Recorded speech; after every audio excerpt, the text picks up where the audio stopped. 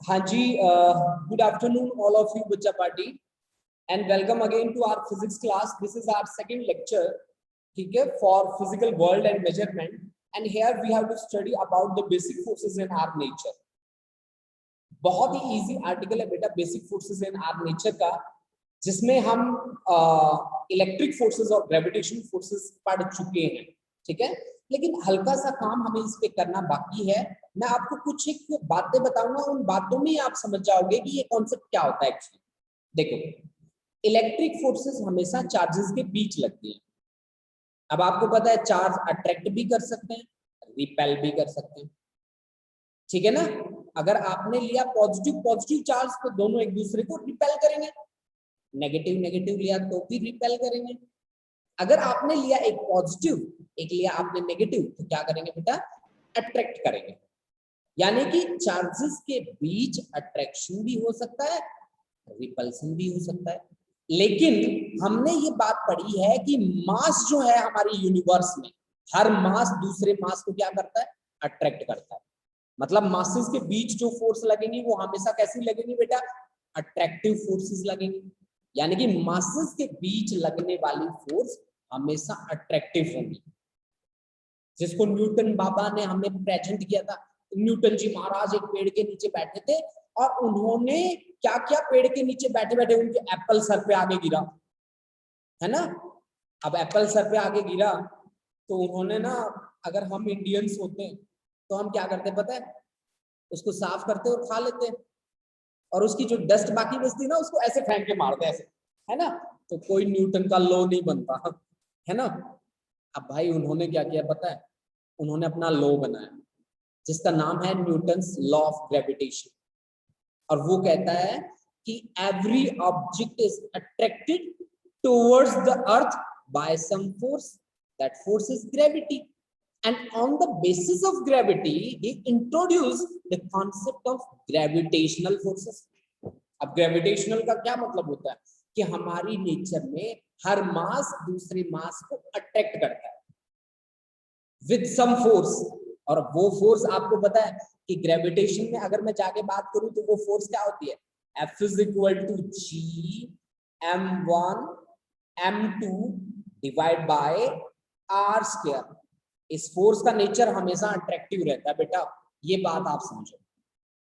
अब देखो बच्चा, इस फोर्स की अगर बात मैं मानूं ना, तो इसका मतलब ये है कि हमारी नेचर का हर मास दूसरे मास को अट्रैक्ट करता है. अंशप्रीत, आप अनम्यूट करके बताओ, आपने ग्रेविटेशनल फोर्सेस कहाँ देखी हैं हमारे नेचर में? सर, कोई भी चीज हम ऊपर फेंकते हैं, बॉल को हम ऊपर फेंकते हैं तो वो नीचे आ जाती है. वो तो अर्थ अट्रैक्ट करती है ना, दैट्स द ग्रेविटी ना, दैट्स द ग्रेविटी ना बच्चा.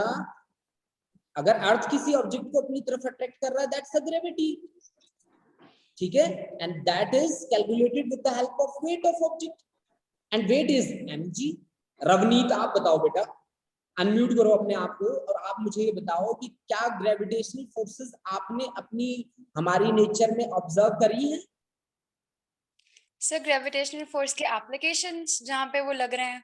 नहीं, मैं एप्लीकेशन की बात नहीं कर रहा, मैं कह रहा हूँ कि हमारी नेचर में न्यूटन महाराज ने जो बात कही उसकी बातें मैं फॉलो कर रहा हूँ. उसने कहा कि हमारी नेचर में हर एक ऑब्जेक्ट दूसरे ऑब्जेक्ट को अट्रैक्ट करता है विद सम फोर्स, अगर उसके पास मास है तो. And that force is Gm1 m2 divide by r square. आपकी स्क्रीन पे है, ग्रेविटेशन फोर्स नाम है उसका. तो आपने कहाँ ऑब्जर्व करी है, एक उसको छोड़ के, जब ऑब्जेक्ट को ऊपर फेंकोगे तो वो ऑब्जेक्ट नीचे ही आएगा, उस बात को छोड़ के, क्योंकि वो एक्चुअल में ग्रेविटी है, वो ग्रेविटेशन नहीं है. ग्रेविटेशन का मतलब होता है force of attraction between any two objects in this universe. हमारी पूरी ब्रह्मांड में किन्हीं भी दो मासिव ऑब्जेक्ट के बीच लगने वाला फोर्स ऑफ अट्रैक्शन क्या कहलाता है, ग्रेविटेशन कहलाता है. One thing you have to clear, ठीक है. तो आपने देखा है कहीं आपके साथ ऐसा हुआ है, जैसे कि तुम्हारी फ्रेंड कौन है इस ग्रुप में? रवनीत, तुम्हारी फ्रेंड कौन है इस पूरे ग्रुप में? Sir, I am new admission, पुराने स्कूल से एक लड़की है इस ग्रुप में. अरे तुम नए एडमिशन हो, चलो ये बात बहुत बढ़िया है. आप मेरी बात सुनो, चलो कोई फ्रेंड बना देते हैं तुम्हारा. यहाँ पे वैष्णवी को बना दूं, मान लो वैष्णवी तुम्हारी अच्छी फ्रेंड है, ठीक है. अब तुम्हारा वेट है मान लो 60 किलो, वैष्णवी भी 60 किलो में मान लो, ठीक है। तो जब तुम एक दूसरे के पास बैठोगे तो क्या अट्रैक्शन होगा क्या यहाँ पे? दोनों के सर भिड़ जाएंगे आपस में और आप कहोगे सॉरी ग्रेविटेशनल फोर्सेस लग गई थी। ऐसा हुआ है कभी वैष्णवी, तुम्हारे साथ ऐसा हुआ है कभी? अनम्यूट करो। क्या ग्रेविटेशनल फोर्सेस आपने एक्सपीरियंस करी है कि चलते चलते किसी ने सर मार दिया हो ऐसे और फिर कहा सॉरी भाई ग्रेविटेशनल फोर्सेस लग गई थी? हुआ ऐसा? नहीं हुआ। पता है क्यों नहीं होता ऐसा? ग्रेविटेशनल कांस्टेंट की वैल्यू देखो बहुत ही स्मॉल होती है, 6.67 into 10⁻⁻11। यानी कि अगर मैं आपका मास 100 kg भी ले लूं ना तो भी, अगर मान लीजिए, अब देखो एक छोटी सी बात हम सोचते हैं, देखो सोचने वाली बात है कि M1 M2 मैंने वैष्णवी और रवनी दोनों का मास ले लिया 100 kg, बहुत ज्यादा मास है वैसे, ठीक है, और R मैंने ले लिया 1 मीटर। तो आप मेरे को बताओ F की वैल्यू कितनी आएगी? F की वैल्यू G के बराबर, G into 100 into 100 10⁻⁴। G की वैल्यू होती है बेटा 6.67 into 10⁻⁻11 into 10⁻⁴, यानी कि 6.67 into 10⁻⁻7 ना बच्चा, इतने न्यूटन। -7 का क्या मतलब है? 0.000000667 न्यूटन, इतनी फोर्स लगी है तुम्हारे बीच में। अब बताओ ये मेजरेबल है क्या?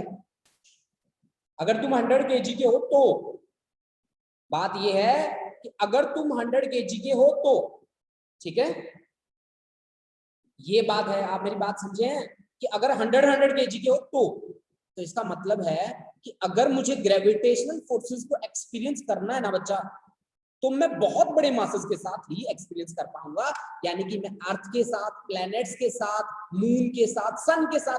तो ग्रेविटेशनल फोर्सेस हमारे लिए नहीं बनी हुई, ये बनी है किनके लिए? प्लैनेट्स के लिए या उन ऑब्जेक्ट्स के लिए जिनका मास कंपैरेटिवली बहुत ज्यादा है। अब मैं आपको एक बात बताता हूं कि जितने भी सैटेलाइट्स हैं जो मूव कर रहे हैं अर्थ के ऑर्बिट में, वो किसके कारण मूव कर रहे हैं? ग्रेविटेशनल फोर्सेस के कारण मूव कर रहे हैं। This thing you have to keep in mind. Gravitational forces हम हमारी नेचर में एक्सपीरियंस क्यों नहीं कर पाते? इस जी के कारण हम ऑब्जर्व नहीं कर पाते, मतलब ये फोर्स हमारे नेचर में ऑब्जर्व नहीं होती। देखो कितनी अच्छी बात हमने पढ़ ली, ठीक है ना, कितनी अच्छी बात हमने पढ़ ली कि ग्रेविटेशनल फोर्सेस जिनके नाम पे हमने 9th क्लास में बहुत सारी नई नई बातें सीखी थी, आज मैंने कहा कि बेटा हमारे नेचर में वो अप्लाई ही नहीं होती है ना, सही बात है। तो फोर्सेस कौन सी होती है हमारे नेचर में? क्वेश्चन ये है कि फोर्सेस होती कौन सी हैं जिनको हम देखते हैं। देखो बेटा, वीक न्यूक्लियर और स्ट्रॉन्ग न्यूक्लियर फोर्सेस तो न्यूक्लियस के अंदर लगती होती हैं, आपको पता है, ये तो न्यूक्लियस के लिए बनी है। तो बाकी बची कौन? केवल इलेक्ट्रिक फोर्स। तो यानी कि हमारा पूरा नेचर क्या इलेक्ट्रिक फोर्सेस पे डिपेंडेंट है? Then answer is yes, answer is yes. हमारी नेचर की डोमिनेंट फोर्सेस हैं इलेक्ट्रिक फोर्सेस। अब आप सोचते हो सर जी इलेक्ट्रिक फोर्सेस हर जगह लगती है? ऑफ कोर्स हर जगह लगती है। मैं आपसे कम्युनिकेट कर रहा हूँ इलेक्ट्रिक फोर्सेस की हेल्प से। क्या यहाँ पे इलेक्ट्रिक करंट नहीं है? है। क्या हमारा ह्यूमन बॉडी का सिस्टम इलेक्ट्रिक करंट पे बेस नहीं है? है। कहाँ से पता चलता है? कई बार हम चार्ज हो जाते हैं ना, जब हम किसी कंडक्टर को टच करते हैं स्पार्किंग होती है। बहुत सारे बच्चों ने देखा होगा, जैसे कि हम सर्दियों की स्वेटर वगैरह निकालते हैं तो स्पार्किंग होती है, जैसे कि सूखे बालों में हम कंघी करते हैं तो स्पार्किंग होती है। कई बार बैठे बैठे चार्ज हो जाते हैं, हमें कोई टच करता है तो स्पार्किंग हो जाती है। हमारी ब्लड का जो फ्लो होता है वो इलेक्ट्रिक सिग्नल पे बेस होता है। तो यानी कि हमारी नेचर की जो डोमिनेंट फोर्सेस हैं वो इलेक्ट्रिक फोर्सेस हैं। उनका फॉर्मूला है F is equal to K Q1 Q2 divide by R square, जिसमें K जो रहता है वो इलेक्ट्रिक कांस्टेंट रहता है। ये बात आप हमेशा याद रख के चलेंगे कि K क्या है? इलेक्ट्रिक कांस्टेंट है बच्चा पार्टी, ठीक है जी। अब आप ये बताओ कि हमारे नेचर में डोमिनेंट स्वभाव में क्यों? हाँ जी कृष्णा, कृष्णा आप अनम्यूट करो, कृष्णा अनम्यूट करो बच्चा। Yes sir. बेटा आप मुझे ये बताओ कि इलेक्ट्रिक फोर्सेस हमारी नेचर में डोमिनेंट स्वभाव की क्यों है? मतलब इलेक्ट्रिक फोर्सेस बहुत ज्यादा यूज क्यों है? वन वर्ड आंसर है बस। Can you repeat? हाँ जी मैं रिपीट कर देता हूँ। इलेक्ट्रिक फोर्सेस हमारी नेचर में डोमिनेंट स्वभाव की क्यों होती हैं, मतलब बहुत ज्यादा हम ऑब्जर्व करते हैं किसको, इलेक्ट्रिक फोर्सेस को, क्यों? Because of charges. Because of charges? No, because of this constant k. k की वैल्यू कितनी होती है आपको पता है? 9 × 10⁹ न्यूटन मीटर स्क्वायर पर coulomb square. This is the value of electric constant. अब मैं आपको कहता हूं कि चार्ज आप ले लो, कितना, Q1 ले लो 10⁻³ कूलम, और Q2 आप ले लो 10⁻⁻6 कूलम. आप देखो कितने छोटे छोटे चार्ज है, 0.001 कूलम, ये आपका है 0.00001 कूलम, है ना? कितने छोटे छोटे चार्जेस है ना, दिख रहे हैं ना बेटा? और R की वैल्यू ले लो बेटा 1 वैल्यू लेके आप मुझे बताओ F की वैल्यू कितनी आई? K की वैल्यू 9 × 10⁹ तो 9 न्यूटन आई. देखो आप ये चीज देख सकते हो कि चार्ज बहुत छोटे थे, फिर भी फोर्स कैसी आई? ऐसी आई जिसकी वैल्यू मेजरेबल है, जिसकी वैल्यू मेजरेबल है. That's why charges are dominant in our nature. Charges के ऊपर बेस फोर्सेस कौन सी है? इलेक्ट्रिक फोर्सेस, वो डोमिनेंट है. तभी तो हल्का सा करंट भी हमें लगेगा ना बेटा, हल्का सा करंट भी हमें लगेगा तो हमें ऐसे ना कई देर तक हम ऐसे ऐसे करते फिरेंगे. जैसे कि एक छोटा सा एग्जांपल देता हूँ, वैसे बुरा मत मानना, कि अब तक आप बच्चे हो तो मम्मी पापा आपकी पिटाई भी करते ही होंगे, 1-2 थप्पड़ तो मार ही देते हो कान पे. अब आपको थप्पड़ से दर्द होता है ना, तो इलेक्ट्रिक फोर्सेस का होता है. अब पूछो क्यों? क्योंकि आपके ब्लड में है हीमोग्लोबिन, और हीमोग्लोबिन होता है पॉजिटिवली चार्ज. जैसे ही थप्पड़ पड़ता है ना, वो पॉजिटिव चार्ज भागता है, और जब चार्ज भागता है तो करंट बनता है, और करंट बनता है तो शॉक लगता है, जिससे हमें दर्द होता है, फिर हम बैठ के ऐसे ऐसे करते होते हैं, है ना? तो रिसेंटली कितने बच्चों को पढ़ाया ये थप्पड़? चलो मत लीक करना भाई, ऐसे सीक्रेट्स मत लीक करना आप, ठीक है? चलो हम अपने आगे कॉन्सेप्ट पे बढ़ते हैं. देखो जी, हमने बात करी अभी तक केवल 2 फोर्सेस की, और उन दोनों फोर्सेस में हमने बात करी. वंशिका आपको पढ़ा है बेटा थप्पड़? चलो हाँ जी. सर मैंने पूछना था कुछ. जी जी जी पूछिए बेटा, पूछिए. सर ये इलेक्ट्रिक फोर्सेस एक बार फिर से समझा दो, मुझे समझ नहीं लगी. जी बच्चा देखो, मैंने कहा कि हमारे नेचर की डोमिनेंट स्वभाव की जो फोर्सेस होती हैं वो होती है इलेक्ट्रिक, मतलब सबसे ज्यादा जो महसूस करी जाती है वो इलेक्ट्रिक फोर्सेस होती हैं. मान लीजिए मेरे पास एक चार्ज है Q1, एक चार्ज है Q2. देखो बच्चा, मुझे नहीं पता है कि ये अट्रैक्ट करेंगे कि रिपेल करेंगे, क्योंकि मैंने यहाँ पे पॉजिटिव नेगेटिव नहीं लिखा. तो यहाँ पे इन दोनों के बीच जो इंट्रैक्शन होगा, फोर्स ऑफ इंट्रैक्शन, वो इस फॉर्मूले से हम उसको रिप्रेजेंट करते हैं कि F = K Q1 Q2 divide by R square. ये forces inverse square law obey करते हैं. ये फोर्सेस डायरेक्टली डिपेंडेंट होती हैं on the magnitude of charges. ठीक है? अब मैंने क्या कहा कि इसमें जो K वर्ड है ना बेटा, K इलेक्ट्रिक कांस्टेंट है, और उस इलेक्ट्रिक कांस्टेंट की वैल्यू होती है बच्चा 9 × 10⁹. अब मैंने कहा कि ये जो कांस्टेंट है ना, जिसकी वैल्यू 9 × 10⁹, इसी के कारण इलेक्ट्रिक फोर्सेस को हम बहुत ज्यादा एक्सपीरियंस करते हैं अपनी डेली लाइफ में. इसका मैंने एग्जांपल लिया कि Q1 की वैल्यू ले ली 10⁻⁻3, बहुत छोटी वैल्यू है बेटा. Q2 की मैंने उससे भी कम ली 10⁻⁻6, और जब ये दोनों वैल्यूज यहाँ पे रखी, R की वैल्यू मैंने 1 मीटर रखी, तो मेरे पास F बना K के बराबर, मतलब F बना मेरा 9 न्यूटन के बराबर. आप ये वैल्यूज रख लो बेटा सारी सर, और देख लो F की वैल्यू कितनी आ रही है, 9 न्यूटन. मतलब मैंने कहा कि even charges are very small. ठीक है, चार्जेस बहुत ही छोटे हैं, लेकिन फिर भी मेजरेबल फोर्स आ रही है. That's why I say electric forces are dominant in our nature. मैंने ये बात कही है बच्चा, समझ में आई बेटा आप? Yes sir. चलो अब देखो बेटा, मैंने Thank you, ग्रेविटेशनल फोर्सेस को ऐसे कॉपी करा इसी कॉन्सेप्ट, ऊपर वाले कॉन्सेप्ट से, कि यहाँ पे मासेस की बात होती है m1 और m2, और कॉन्सेप्ट लगता है F = G m1 m2 divide by r square, जिसमें ग्रेविटेशनल कांस्टेंट की वैल्यू बहुत ही स्मॉल होने के कारण हम इस तरह की फोर्सेस को डेली लाइफ में ऑब्जर्व नहीं कर पाते. ठीक है।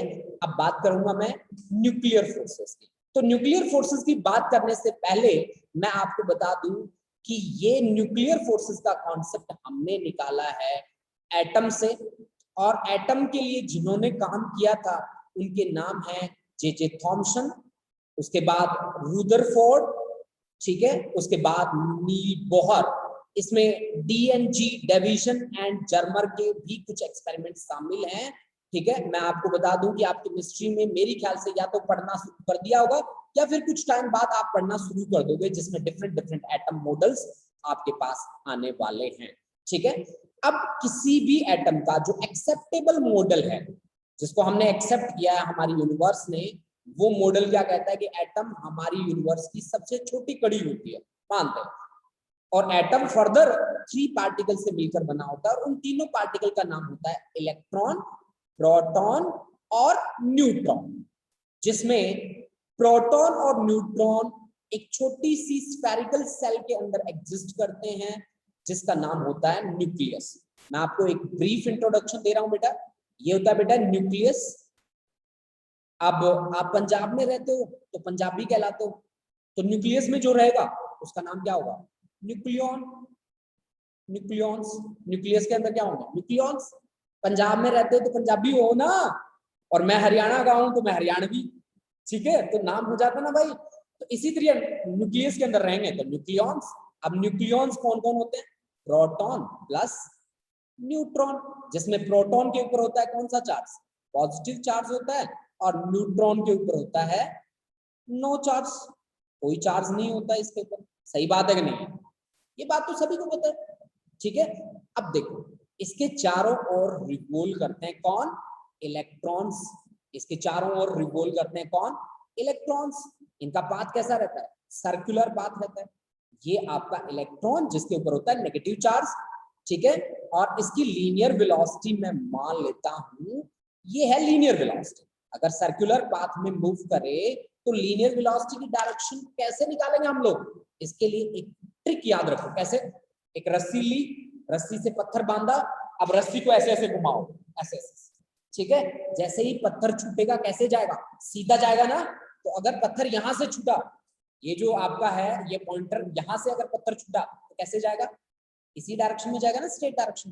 Then this is the direction of linear velocity.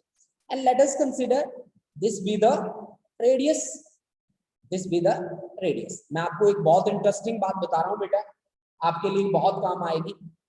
कैसे?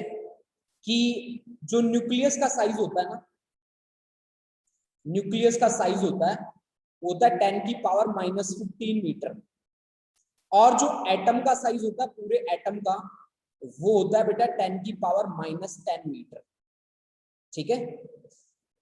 ये तो पता है ना सभी को। अब इसको देख के आप लोगों ने सोचा होगा सर इसमें क्या स्पेशल है सोचा होगा ना कि भी इसमें क्या स्पेशल है सर। मैं बताता हूँ क्या स्पेशल है। आप देखो दोनों के साइज को कंपेयर करो। अगर मैं एटम का साइज है 10 की पावर -10 डिवाइड करता हूँ 10 की पावर -15 से, तो मेरे पास 10 की पावर 5 आता है। मतलब 10 की पावर 5, मतलब अगर मैं ये आपको कहूं कि इसका मतलब ये है कि न्यूक्लियस के चारों ओर जो जगह है वो लगभग खाली पड़ी है, और बहुत ही ज्यादा खाली जगह है, 10 की पावर 5 टाइम्स, ठीक है। आप देख रहे हो ना कि ये क्या था साइज इसका? ये एटम का साइज था, और डिवाइड बाय ये साइज किसका था? साइज न्यूक्लियस का था।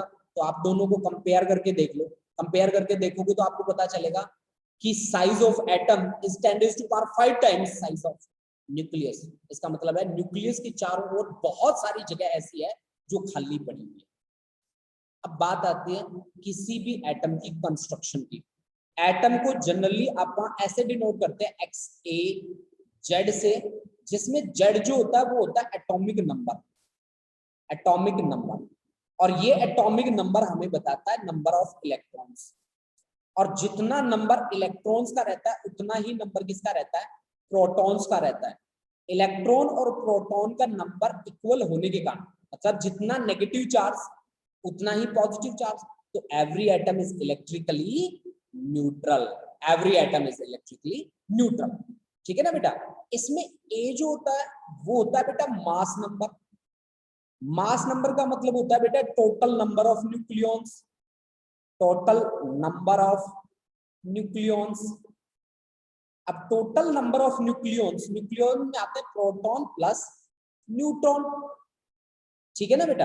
अब नंबर ऑफ प्रोटॉन्स का तो मुझे पता है, तो किसके बराबर है, जेड के बराबर। तो नंबर ऑफ न्यूट्रॉन्स मेरा क्या रहेगा, नंबर ऑफ न्यूट्रॉन्स कितना रहेगा बेटा, ए माइनस नंबर ऑफ किसका बेटा, प्रोटॉन, और नंबर ऑफ प्रोटॉन कितना है मेरा, जेड के बराबर। तो A minus Z, this is equal to number of neutron. These are the basic things about the nucleus and atom. मैं आपको एक बात और भी बता दूं कि न्यूक्लियस की जो शेप होती है ना, वो स्फेरिकल होती है, शेप उसकी स्फेरिकल होती है। न्यूक्लियस बहुत रिजिड होता है, कठोर होता है, उसको पेनिट्रेट नहीं किया जा सकता इजीली, ठीक है, इजीली उसको पेनिट्रेट नहीं कर सकते। अब वीक न्यूक्लियर फोर्सेस का कॉन्सेप्ट है क्या, अब बात ये पूछी गई कि वीक न्यूक्लियर का फोर्सेस का कॉन्सेप्ट क्या है, ये तो बता दो आप हमें, ठीक है, तो बता दूं, चलो जी देखो बता देते हैं बिल्कुल। वीक न्यूक्लियर फोर्स, ये तो न्यूक्लियस के बारे में, एटम के बारे में एक जनरल इंट्रोडक्शन था आपका, ठीक है, जिसको आप हमेशा याद रखेंगे। बेटा स्क्रीनशॉट लेना चाहें तो स्क्रीनशॉट ले सकते हैं फटाफट से, ठीक है, अगर आप लोग स्क्रीनशॉट लेना चाहते हैं तो स्क्रीनशॉट ले सकते हैं बेटा। हाँ जी, गुरविंदर सिंह, ध्यान से पढ़ना बेटा, हरसिमर कौर, अरुण, सागरिका, ध्यान से पढ़ना बच्चों। आज का लेक्चर बहुत ही ध्यान से समझना, बड़ा बेसिक है लेकिन बहुत काम आएगा ये लेक्चर। हाँ जी, देखो मैं इसको इरेज करने वाला हूं, ये लो जी, ये हमने कर दिया इसको इरेज। देखो जी, मैं आपको एक बात बताता हूं, जब रुदरफोर्ड का टाइम चल रहा था, देखो स्टार्टिंग में जो एटम मॉडल दिया था वो जे थॉमसन ने दिया था। उसने अपने एटम मॉडल को प्लम पुडिंग मॉडल कहा था, जिसको अभी अभी आप पढ़ने वाले हो केमिस्ट्री के अंदर। उसके बाद हवाबाजी करने के लिए रुदरफोर्ड जी आ गए थे, और रुदरफोर्ड ने कहा था कि न्यूक्लियस में ना केवल और केवल एक ही पार्टिकल होता है, वो होता है प्रोटॉन। अब तुम्हें पता है कि जितने भी साइंटिस्ट हुए तो उनकी टांग खींचने वाले भी तो हुए ही होंगे। अब रुदरफोर्ड ने कहा कि न्यूक्लियस में केवल और केवल क्या एग्जिस्ट करता है, केवल और केवल पॉजिटिवली चार्ज पार्टिकल एग्जिस्ट करता है। तो लोगों ने ना पीछे लग गए उसके, और उन्होंने न्यूक्लियस बनाया अच्छा सा, ठीक है, और न्यूक्लियस बना के उन्होंने क्या काम किया कि उस पे ना बड़े बड़े एक्सपेरिमेंट्स करने शुरू कर दिए। कैसे एक्सपेरिमेंट करने शुरू किए, ये देखो, ये अच्छा लग रहा है न्यूक्लियस, अच्छा लग रहा है डायग्राम अब देखो इस पे ना बेटा, अगर हम कोई लाइट पार्टिकल स्ट्राइक करें, अच्छा कृष्णा ने तो हाथों हाथ थम्स अप भी भेज दिया, दैट्स गुड। देखो इस पे हमने क्या करा, एक हाई एनर्जेटिक पार्टिकल स्ट्राइक करा। हमारी नेचर का सबसे ज्यादा एनर्जेटिक पार्टिकल माना जाता है कौन, फोटोन या गामा रे। गामा रे होती है बेटा, ये गामा रे बहुत एनर्जेटिक होती है ये, ठीक है, इनके पास ना चार्ज होता ना मास होता, किसी भी चीज को पेनिट्रेट करके निकल जाती है, ठीक है ना। गामा रे, जैसे आप एक्सरे करवाने जाते हो तो X-ray is also a type of EM wave, तो वो एक्सरे अंदर तक तो घुस जाता है हमारे अंतड़ियों में ना, और घुस के एक स्कैन करके दे देता है हमें कि ये लो जी आपका स्कैन, हड्डियां दिखती है हमारी, यूबी होता है ना ऐसे। तो ये गामा रे इस पे स्ट्राइक करती है, जिसके पास चार्ज और मास दोनों चीजें जीरो। अब जैसे ही ये अंदर घुसी, अंदर घुस के बाहर निकली, तो दो पार्टिकल बाहर आए, दो पार्टिकल। अब दो मतलब जोड़े में आया है, फिर बाहर, जोड़े को क्या बोलते हैं, पेयर, और पेयर की प्रोडक्शन हुई तो दैट्स पेयर प्रोडक्शन इफेक्ट। यानी कि मैंने आपको बहुत लाइटली बात बताई है, बट बात बहुत अच्छी है। पेयर प्रोडक्शन इफेक्ट है ये जो आप देख रहे हो ना आपकी स्क्रीन पे, पेयर प्रोडक्शन इफेक्ट है ये बेटा। एक इसमें निकलता है इलेक्ट्रॉन और दूसरा इसमें निकलता है पॉजिट्रॉन, ठीक है, दूसरा इसमें निकलता है पॉजिट्रॉन। जिसके ऊपर पॉजिटिव चार्ज उसका नाम है पॉजिट्रॉन, और ये है भाई इलेक्ट्रॉन। देखो बेटा, अब इस इलेक्ट्रॉन के साथ जो फोर्स एसोसिएट है that is weak nuclear force. बन गया कॉन्सेप्ट? रवनीत बन गया ना, पता भी नहीं चला है ना भाई ये इस न्यूक्लियस से पॉजिट्रॉन दो हैं, बन गया ना बेटा? पॉजिट्रॉन क्या है? ये पॉजिट्रॉन है बेटा, पॉजिटिवली चार्ज पार्टिकल। जितना इसके पास चार्ज एंटी है इलेक्ट्रॉन। उसके ऊपर नेगेटिव चार्ज है। आपको मैं बताऊं, -1.6 इंटू 10⁻⁻19 कूलम इतना चार्ज है इसके ऊपर, माइनस वाला, और इसके पास प्लस वाला है इतने, +1.6 इंटू 10⁻⁻19 कूलम, ये इतना चार्ज इसके पास है। तो दोनों के दोनों प्लस करोगे तो न्यूट्रल हो जाएगा ना बेटा? क्योंकि आपको कंपेयर करना पड़ेगा इसको। आपने गामा रे स्ट्राइक करी, आपके पास निकला 0 -1 +1 और 0, तो दोनों कंपेयर करो, मास इधर 0 तो इधर भी 0, चार्ज इधर 0 तो -1 +1 इधर भी 0, सेटिस्फाई करता है ना ये कंडीशन को। That's why this pair production is possible here. But अब सवाल क्या उठा पता है? सवाल ये उठा कि लोगों ने उसको उधर फोड़ को कहा कि इधर आ दो। कहता हाँ, कहता क्यों बेकार आता हमें? कहता मैंने कब बकाया? कहता ये देख तेरे न्यूक्लियस से इलेक्ट्रॉन बाहर निकल रहा है तो उसने पहले ये कहा था ना कि न्यूक्लियस में इलेक्ट्रॉन एग्जिस्ट ही नहीं करता, और सच्ची एग्जिस्ट नहीं करता। अब देखो, अब बाहर आ गया इलेक्ट्रॉन तो तहलका मच गया। अब इस तहलके को शांत करने के लिए उसने कहा कि रुको लोगो रुको, मेरे कॉन्सेप्ट में थोड़ा सा चेंज करता हूं, और उसने चेंज का नाम दिया क्या? न्यूट्रॉन। अब आपको पता है कि न्यूट्रॉन वर्ड कौन लेके आया? That word is introduced by Chadwick. James Chadwick. Chadwick ने इंट्रोड्यूस किया न्यूट्रॉन वर्ड को, और न्यूट्रॉन वर्ड को यहाँ इंट्रोड्यूस किया गया किसके लिए? पेयर प्रोडक्शन इफेक्ट को सेटिस्फाई करने के लिए। तो अपना कॉन्सेप्ट क्या है? अपना कॉन्सेप्ट तो सिंपल है, इलेक्ट्रॉन डिके के साथ जो फोर्सेस एसोसिएट हैं, these are weak nuclear forces. बस इतनी सी बात। अब आती है भाई स्ट्रॉन्ग न्यूक्लियर फोर्स। अब बात आती है स्ट्रॉन्ग न्यूक्लियर फोर्स। फिर से मुझे न्यूक्लियस बनाना पड़ेगा, और मैं बहुत ही अच्छा न्यूक्लियस बनाऊंगा इस बार। ये देखो पूरा बड़ा सारा न्यूक्लियस, और इसके अंदर बैठा है बेटा पॉजिटिव चार्ज। अब देखना मैं पॉजिटिव चार्ज भी बड़े अच्छे अच्छे बनाऊंगा, ठीक है? ड्राइंग और पेंटिंग में मेरा हाथ बहुत साफ है, इसलिए तो मैं कहता हूँ नोट्स अच्छे अच्छे बनाने आप लोगों को, ठीक है? ये तो मुझे पेन टैब का यूज करना पड़ता है, अदरवाइज मैं कॉपी पेन में लिखूं तो आप कहोगे सर वाह क्या राइटिंग करी आप, है ना? ये देखो अच्छा लग रहा है, देखो स्टार से बनते जा रहे हैं, ठीक है? हाँ जी पुनित, ठीक लग रहा है बेटा ये? हाँ पुनित, बढ़िया। Yes sir. चलो जसविंदर है आज क्लास में? जसविंदर, अच्छा जी, हमारा न्यूक्लियस तैयार है, और हमारे न्यूक्लियस को जब मैंने देखा तो मैंने सोचा कि यार ये पॉजिटिव चार्ज पॉजिटिव को रिपेल नहीं करता क्या? है ना? पॉजिटिव पॉजिटिव को रिपेल नहीं करता। मैंने आपको कहा कि न्यूक्लियस का साइज होता है 10⁻⁻15 मीटर के ऑर्डर का, मतलब 10⁻⁻15 मीटर का। इतना छोटा सा वॉल्यूम, और इस छोटी सी वॉल्यूम में इतना ज्यादा positive charge, how it is possible? Positive positive को तो रिपेल करना चाहिए, अगर रिपेल करेगा तो ज्योमेट्री उसकी जो स्फेरिकल ज्योमेट्री है वो डिस्टर्ब होनी चाहिए, बट डिस्टर्ब तो नहीं होती। अब क्यों नहीं होती वो डिस्टर्ब? उसका रीजन कौन है? Strong nuclear force. उसका रीजन कौन है? Strong nuclear force. बट एक कंडीशन है। कंडीशन क्या है? कि these x4 फर्मी डिस्टेंसेस, मतलब these x4 फर्मी डिस्टेंसेस का मतलब होता है 10⁻⁻15 मीटर डिस्टेंसेस के लिए ही काम करते हैं ये, ठीक है ना? डिस्टेंसेस के लिए काम करते हैं। अगर इनसे ज्यादा डिस्टेंस हो गया काम नहीं करेगा। फिर ये आप कह दोगे सर न्यूक्लियर फोर्स क्या काम करेंगे 10 मीटर पे? ना, नहीं करेंगे ये काम 10 मीटर पे। मतलब इनकी एक ड्रॉबैक क्या है पता है? ये स्ट्रॉन्गेस्ट फोर्सेस हैं हमारी नेचर की, strongest forces of our nature. क्योंकि पॉजिटिव पॉजिटिव रिपेल कर रहा था ना, उसको भी जोड़ के रख लिया इन्होंने, तो इनसे तगड़ा तो कोई हो ही नहीं सकता। Strongest forces of our nature, of our nature.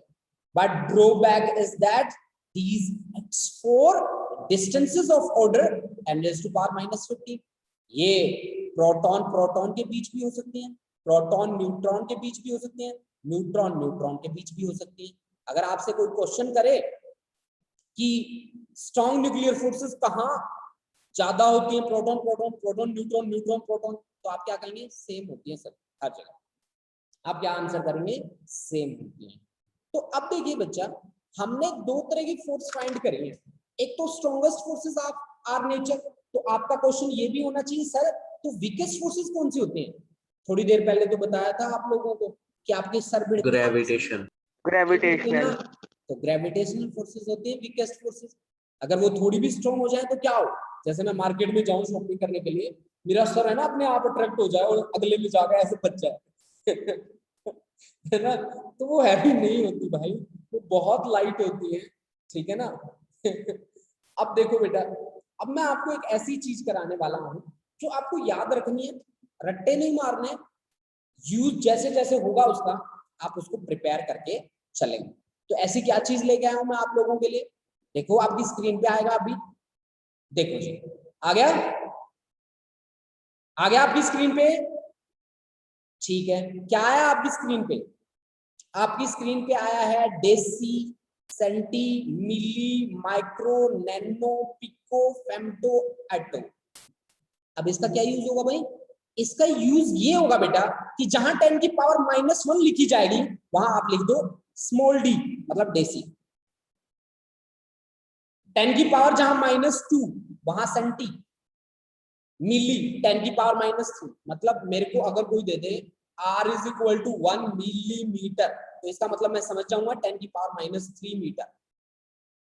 अगर मेरे को दे दे कोई R = 1 माइक्रोमीटर, तो मैं सीधा समझ जाऊंगा 10 की पावर -6 मीटर। या फोर्स दे दे मेरे को 1 नैनो न्यूटन, 1 नैनो न्यूटन, ठीक है, नैनो का मतलब 10⁻⁹ न्यूटन, में डायरेक्ट समझ जाऊंगा इस बात को। तो this thing you have to note down, ठीक है, बट रट्टाफिकेशन पे बिल्कुल मत जाना कृष्णा, ठीक है, रट्टे नहीं मारने बेटा, ठीक है, नहीं मारेगा ना रट्टे? सर मैं हाँ तू और क्या, सर मैं क्यों मारूंगा रट्टे? देखो बेटा किसी ना किसी को तो बच्चे को तो पॉइंट करना ही पड़ेगा ना। अब तू इतना ध्यान से सुन रहा है तो मैंने कहा कृष्णा को भी ले लेते हैं। चलो नोट करो फटाफट से, इसको नोट करो बेटा। ये देखो डी, स्मॉल डी है 10 की power -1 deci, small C for centi, small M for milli, micro के लिए 10 की पावर -6, नैनो के लिए 10 की पावर -9, पिको के लिए 10 की पावर -12, फेम्टो के लिए 10 की पावर -15, एटो के लिए -18, इसी तरह से 10 की पावर +1 के लिए डेका, सिंबल होगा उसका DA, ठीक है। और आगे है हेक्टो 10 की पावर 2, और किलो 10 की पावर 3, मेगा 10 की पावर 6, गीगा 10 की पावर 9, टेरा 10 की पावर 12, पेटा 10 की पावर 15 और 10 की पावर 18। तो ये सारी की सारी वैल्यूज है ना बेटा, नोट कर लो बेटा अच्छे तरीके से, और नोट करके रखनी है, केवल रट्टाफिकेशन पे कतई मत जाना। थोड़े से टाइम बाद आपको ये सारी वैल्यूज अपने टिप्स पे याद होंगी बेटा, बिलीव मी, ठीक है ना, क्योंकि जब आप इनको अप्लाई करेंगे ना तब चीजें जाके ज्यादा क्लियर होंगी आपके सामने, ठीक है। ये क्लियर तब तक नहीं होंगी जब तक कि आप इनके साथ लड़ाई झगड़े नहीं करोगे, ठीक है, यानी कि इनके साथ जब तक आप वर्क नहीं करोगे तब तक ये क्लियर नहीं होने वाला, ठीक है। हाँ जी, नोट कर लिया सभी बच्चों ने? सर वेट पुनीत कितना रहता है बेटा?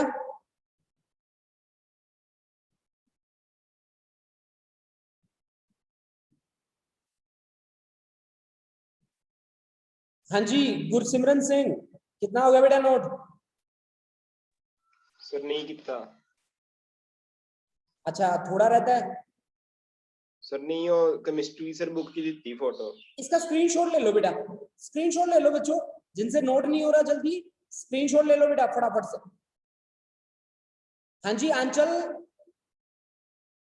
नोट कर लिया बेटा?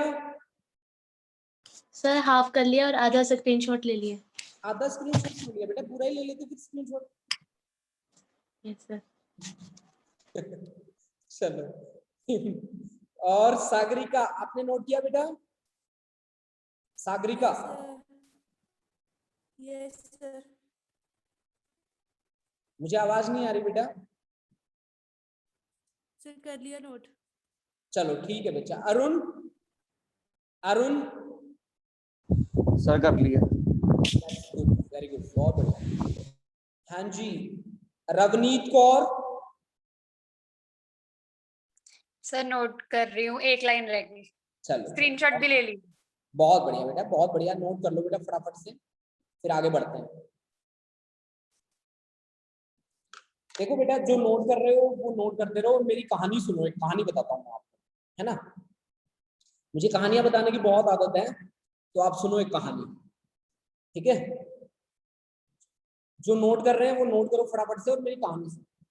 देखो बेटा, जब हम इस सब्जेक्ट को पढ़ते हैं ना, तो सबसे पहला वर्ड आता है नेचर एंड नेचुरल फिनोमेना। तो हमारी नेचर की स्टार्टिंग ऐसे तो हुई नहीं। मैंने कल भी बताया था कि हमें अपनी चॉइस के अकॉर्डिंग मकान मिले हों, गाड़ियां मिली हो, फैक्ट्री मिली हो। ऐसा तो नहीं हुआ कि ऊपर वाले ने सब कुछ बना दिया और हमें ऊपर से टपका दिया कि जाओ चूज कर लो कहाँ रहना है आपको। पंजाब में रहना चाहते हैं, बिहार में रहना चाहते हैं, झारखंड में जाना चाहते हैं कि हरियाणा में जाना चाहते हैं? ऐसा तो हुआ नहीं होगा ना। ये सब कुछ हमने ही बनाया ना। तो हमारी नेचर की क्या स्टार्टिंग ही ऐसे थी? नहीं थी। छोटी छोटी चीजों पे हमने रिसर्च करे और फिर आगे उन रिसर्च पे रिसर्च करके आज हम इतना पहुंच पाए। सही बात है कि नहीं? तो क्या होता है, आदि मानव का टाइम पे चले जाता है, काफी पीछे चले जाता है। आदि मानव जिसने अपने झोंपड़े बना लिए रहने के लिए, अब उसने खाना भी अच्छा शुरू कर दिया, रोटियां बनाने लग गया वो, तो उसने आटा भी बनाना शुरू कर दिया। पुराने टाइम में चक्की होती थी, घरों में औरतें ही आटा बनाती थी। आपको पता नहीं होगा, आप अपने दादा परदादाओं से पूछिए, ठीक है? वो बताएंगे आपको कि पुराने टाइम में ऐसा नहीं होता था कि आशीर्वाद आटा खा रहे हैं, ठीक है? कभी कोई आटा खा रहा है, ऐसा नहीं था। आशीर्वाद सारा का सारा आपकी दादी ने ही दिया होगा, है ना? ठीक है, तो वही बनाती थी बेचारी आटा। तो क्या होता है कि एक पड़ोसी ना दूसरे पड़ोसी से आटा मांगने जाता है, इतना बड़ा कटोरा लेके जाता है, तो उसको भर के दे देता है। अब 2-3 दिन बाद वो वापस लेने जाता है आटा और कहता है मेरा आटा वापस दे। तो उसने ना छोटा बर्तन लिया, उसको भर के दे दिया। तो वो है ना, वो पता है आपको, लेडीज की बातें तो पता ही है आप सभी को, तो है ना? तो खैर आजकल बदल गया थोड़ा टाइम है ना, थोड़ा सुधार लेता हूँ अपनी बात को, ठीक है? तो आजकल बदल गया थोड़ा टाइम। तो उस टाइम पे क्या होता है, दोनों लड़ पड़ती हैं, कहती मैंने तुझे ज्यादा आटा दिया था, तूने मुझे कम वापस दे रही है। तो उस दिन है ना मेजरमेंट की जरूरत पड़ेगी, है ना? मेजर करने की जरूरत पड़ी। उस दिन मेजरमेंट की जरूरत पड़ी। मेरी बात को ध्यान से सुनना, मैं मजाक जरूर कर रहा हूँ बट फैक्ट पे बात कर रहा हूँ कि मेजरमेंट की जरूरत क्या पड़ी। ये ऐसे ही पड़ी होगी, किसी की लड़ाई हुई होगी आटे पे, चलने पे, टाइम पे, है ना? तो हमारे पास सबसे पहले 3 बेसिक क्वांटिटीज थी, या फंडामेंटल क्वांटिटीज हम बोलते हैं उनको। वो तीनों बेसिक क्या थी? एक था मास, एक था लेंथ और एक था टाइम। एक था टाइम, जब हमारे बूढ़े और उनसे भी बूढ़े, तो उनको पता था 3 चीजों का, एक मास का, एक लेंथ का और एक टाइम का। इन तीनों को हमने क्या कहा? फंडामेंटल क्वांटिटीज कहा। और इन तीनों को मेजर करना सबसे ज्यादा जरूरी था। इनके लिए एक ऐसी यूनिट बनाना जिसको सारे के सारे लोग मान ले। जैसे आज 1 किलो है, तो गुरसिमरन के घर में जो 1 किलो का वेट है वही मेरे घर में है, वही आंचल और के घर में है, वही सागरिका और के घर में है। 1 किलो का वेट सभी के सेम है ना? और वही आप यूएसए चले जाओ तो वहां पे भी 1 kg का वेट सेम है। ऐसा तो नहीं है ना कि 1 kg अलग अलग है। जैसे जापानीज 1 kg आएगा तो चू करता आएगा क्या? ना, ऐसा ही आएगा, है ना? 1 kg तो सेम है ना भाई, पूरे वर्ल्ड में वही है। और मिनट, आवर, सेकंड भी सेम ही है मेरे ख्याल से। तो एक ऐसी यूनिट की जरूरत थी जिनको लोग इंटरनेशनली एक्सेप्ट करें। उसके लिए कुछ सिस्टम हमारे आगे आए और उन्होंने हमें सिस्टम ऑफ यूनिट्स बताया। अब ये है केवल 3, आपको पता है कि 3 बेसिक से काम नहीं चलेगा। बेसिक हमारे पास 7 आएंगे, उन 7 की बात हम SI सिस्टम में करेंगे, लेकिन वो बातें करेंगे हम कल। तो आज की क्लास हमारी कैसी रही आप मुझे व्हाट्सएप करके बताएंगे, ठीक है, कि आपको अच्छा लगा कि बुरा लगा, व्हाट्सएप करके बता देना मुझे, ठीक है। इसके बाद आपकी मीटिंग है प्रिंसिपल सर के साथ,